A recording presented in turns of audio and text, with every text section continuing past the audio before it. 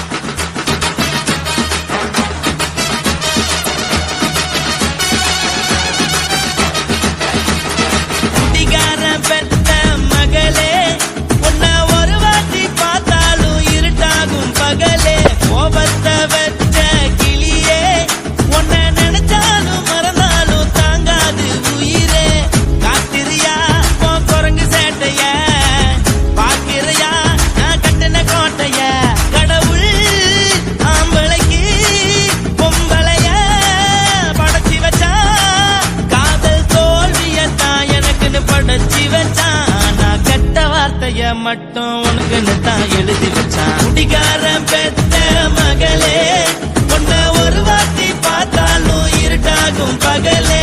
கோபத்தை